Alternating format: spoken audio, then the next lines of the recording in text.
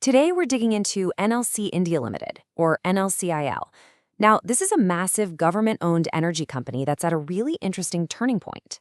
You can think of it as a company running on two very powerful but completely different engines, one built for the past and the other charging into the future. So let's start with that first engine, the legacy one. NLCIL has a huge 5.3 gigawatts of thermal power capacity. This is mostly fueled by lignite, which is a type of coal. For decades, this has been the absolute foundation of the company and, a super critical source of power for southern India. But here's the other engine, the one that's built for the future. They've got a rapidly growing 1.4 gigawatt portfolio in renewable energy. And this contrast, right? The massive fossil fuel operation versus this growing green portfolio, that's the real story of NLCIL today. It's a story about transition, ambition, and some pretty big challenges. Okay, so here's how we're going to break this down. First, we'll get into the company's special status as a nation builder. Then we'll explore that huge lignite engine before we look at their big pivot to green energy. We'll also cover the risks they're facing, and finally, check out their plan for India's energy future. All right, first up, let's get a handle on who NLCIL actually is. This isn't just any old company, it has a really special place in India's industrial story. So the company has this special status. It's called a Navratna, which literally means one of the 9 jewels of India's public sector. And look, this is not just some fancy title. It means the government sees them as strategically vital, and it gives them a ton of freedom to operate and even compete on a global stage. And its history goes way back. The company was officially created in 1956, but the story really starts more than 100 years before that, with the discovery of lignite. Those early geological finds are what paved the way for what would become a powerhouse for South India's energy. Okay, now let's talk about that first engine, the one that has been the driving force for this company for over 60 years. We're talking about its absolutely colossal lignite mining and thermal power operations. The scale here is just mind-boggling. Get this, we're talking about over 20 million tons of lignite being dug out of the ground every single year to fuel their power plants. It's a massive, massive industrial operation. And this quote is really telling because it shows you how the company sees itself. They don't just see it as digging stuff up. They see it as a craft, a deep expertise that allows them to be a super consistent and reliable power source for the whole country. And the numbers totally back that up. Their thermal plants hit an average plant load factor of almost 69% last year. That's well above the national average, which points to some seriously impressive operational efficiency. And just so we're all on the same page, that plant load factor, or PLF, is basically a grade for how hard a power plant is working. It measures how much power it's actually making compared to its absolute max potential.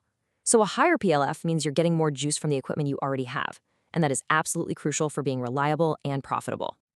Of course, all of this huge fossil fuel operation, it immediately brings up a massive question in today's world, right?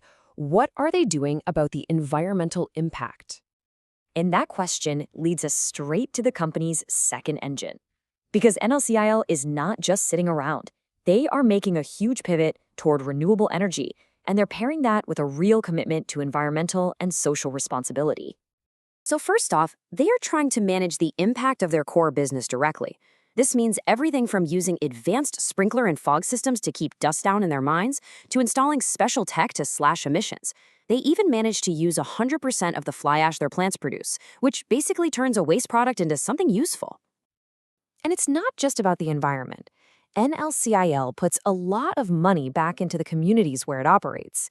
They set aside at least 2% of their average net profits for what's called corporate social responsibility.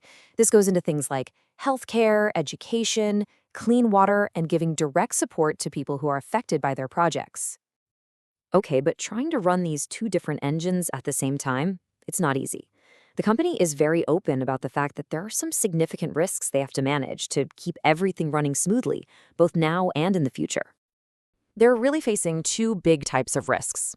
On one hand, you have the operational risks. The day-to-day work of mining and running power plants can be dangerous, so they have to stay laser-focused on safety. On the other hand, there are strategic risks.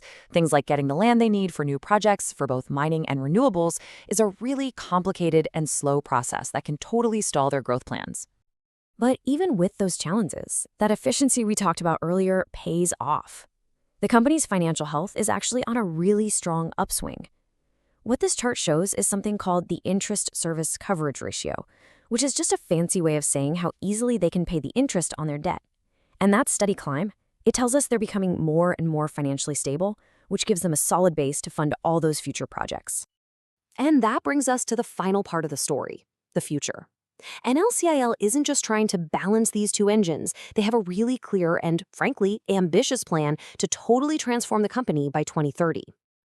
And this one number pretty much says it all. NLCIL is aiming for over 10,000 megawatts of renewable energy by 2030.